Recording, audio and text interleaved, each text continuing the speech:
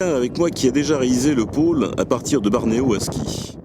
La première fois que je suis venu, c'était en ski. J'en avais gardé un souvenir terrible parce que, avec un temps extrêmement froid, en rentrant, je m'étais juré de revenir un jour. Finalement, on n'est pas déçu. Le pôle, c'est toujours le centre du monde. On est à la fois à l'ouest et à l'est, à la fois dans le noir et dans le blanc, à midi et à minuit. Ce vide est vraiment indescriptible. Il faut le sentir, et quand on l'a senti, on l'a au fond de son cœur. Michel, je te vois avec ton GPS. Est-ce qu'on est vraiment au pôle ici? Oui, je peux confirmer qu'on est à 89 degrés 59. On est vraiment à la verticale de la Terre. On peut pas faire du 90? On peut faire 90, je crois que si on fait 1 mètre ou 10 mètres de plus, et après on part de l'autre côté, et on part vers l'Alaska, vers l'Amérique. Il suffit de se laisser glisser vers l'Amérique du Sud et l'Antarctique, là-bas, tout droit. Donc l'Amérique du Sud, c'est dans ton dos, et devant toi, on a... On a la Russie, on a l'Europe. D'accord, donc... On peut aller en Asie et en Europe assez rapidement finalement. À quelques centaines de mètres seulement de l'hélicoptère, la mer apparaît. Et en voulant la filmer, je manque d'y tomber en m'enfonçant dans une cheminée de neige. Il faut à présent apposer les cachets réalisés par Pierre Albuisson. Il est temps de repartir, le soleil disparaît, le vent et les nuages s'invitent à nouveau, comme pour nous rappeler que décidément ici, l'homme n'a pas sa place.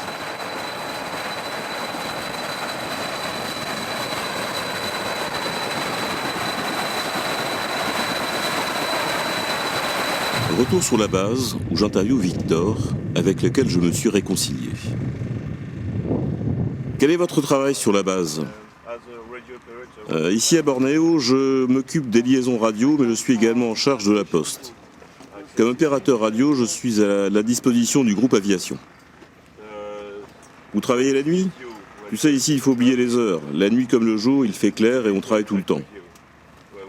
En plus, je m'occupe aussi de la poste. Venons-en au timbre et à la philatélie. Combien de plis oblitérez-vous par jour ? 15, parfois 30 pour les personnes qui viennent ici. Proviennent-elles de l'Institut d'études polaires ? Oui, tout à fait. Le sujet le gêne. Je pense peut-être à tort que bien des enveloppes avec le cachet de Bornéo sont fabriquées à Moscou et ne voyagent pas jusqu'au pôle. Les enveloppes, elles, y sont bien allées. Combien de personnes travaillent ici sur la base de Bornéo ? Je ne sais pas exactement, environ 15 personnes. Durant combien de temps restez-vous ici ? Nous commençons chaque année le 1er avril pour terminer à la fin de ce mois. Après, les avions ne peuvent plus atterrir car le temps est plus chaud et la glace très fragile.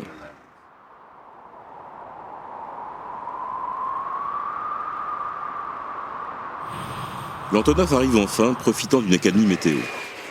Arrivé au Spitzberg, qui a été et demeure le point de départ de nombreuses expéditions au pôle Nord. Le Spitzberg fait partie de l'archipel du Svalbard. On s'y intéressait à l'origine pour des raisons commerciales. Il s'agissait alors de trouver une route raccourcissant le trajet des navires qui se rendaient en Inde et en Chine pour y rapporter des épices, du thé, des porcelaines et des tissus précieux. C'est pour cela que, dès le XVIe siècle, d'intrépides marins se sont aventurés en direction du pôle. Une route vers le nord eut considérablement diminué le temps de trajet vers l'extrême-orient. Et c'est ainsi qu'en 1596, le néerlandais William Barents découvrit par plus de 74 degrés de latitude une île, puis une autre, tout un archipel au large des côtes septentrionales de la Norvège.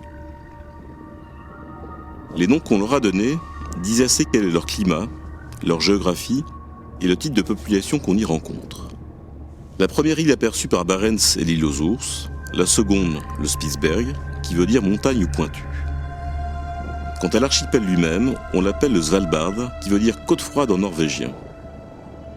Barents n'est probablement pas le premier découvreur de ces îles, et l'on suppose que 4 siècles avant lui, des Vikings ont pu y passer. Puis, l'intérêt pour le Svalbard sera la chasse à la baleine avant qu'elle soit toute exterminée. Les marins laisseront alors la place aux trappeurs russes en quête de peaux de morse, de phoques, de rennes, de renards et d'ours. Mais pour que leur activité soit rentable, ils devaient y passer l'hiver et supporter les longs mois de nuit arctiques. Beaucoup mourront du froid et du scorbut.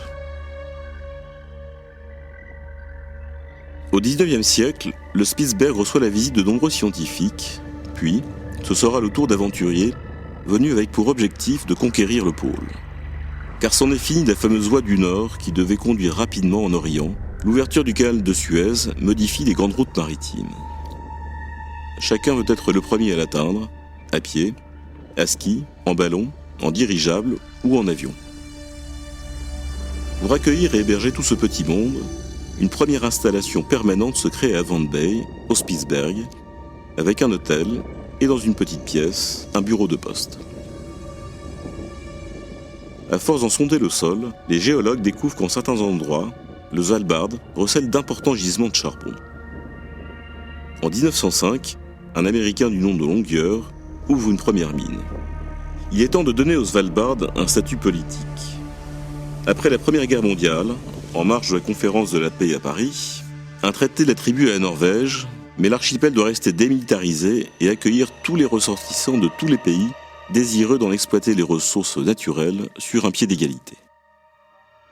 Aujourd'hui, près de 3000 personnes résident au Svalbard de façon permanente, la plupart se trouvant au Spitzberg, dans la ville russe de Barentsburg, et à Longyearbyen.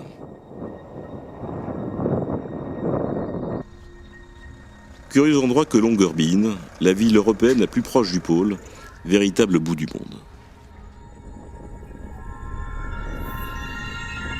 Nous sommes dans un désert, eu égard à la faiblesse des précipitations. L'homme a appris à y vivre la moitié de l'année, dans le noir de la nuit arctique, mais aussi à s'accommoder de la nature, avec le froid, mais également la présence des ours. Dès que l'on s'éloigne de la ville, il est indispensable d'être armé.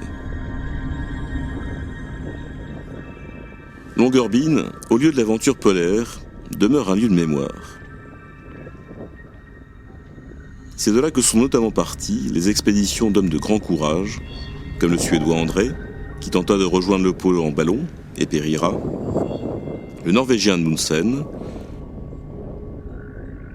l'Italien Nobile en dirigeable, ce dernier manquant de peu la catastrophe, et tant de noms encore, dont Albert Ier de Monaco, qui réalisa 2 opérations scientifiques de grande ampleur.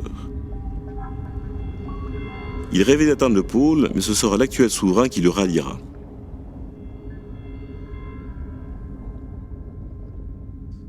Je fais la connaissance de Mathias Bierang, qui a réactivé la poste locale du Svalbard et travaille par ailleurs à la tour de contrôle de l'aéroport. Philatéliste, Mathias expédiera les courriers de mon expédition, dont l'un comporte un timbre de la poste locale représentant Advandale. Alors que je m'apprête à quitter cette région étonnante pour rejoindre la Guyane, noyée dans l'océan vert de l'Amazonie, j'ai en mémoire les propos d'Albert Ier de Monaco, qui consigna dans un ouvrage remarquable, Mémoire d'un navigateur. Au Spitzberg, on ne trouve pas de gaieté pour l'esprit, mais on connaît la sérénité dans laquelle s'endort la tristesse. Des piques nues, qui traversent quelquefois leur linceul de neige, des champs de glace qui remplissent les baies où assiègent les caps. Les icebergs qui flottent comme des fantômes sur les théâtres des drames accomplis. La bande de végétation qui survit aux forêts, couchée sous les sédiments, la langueur des animaux, et enfin, la nuit qui enveloppe chaque année pour longtemps ce séjour. Tout annonce une fatigue de la vie, l'agonie du monde, le retour de la matière, l'as de transformation, au milieu éthéré. Comme on serait bien là pour mourir, entre le souvenir des affections perdues, des séparations cruelles et des rêves de bonheur. Loin des passions, nées des vices de l'humanité.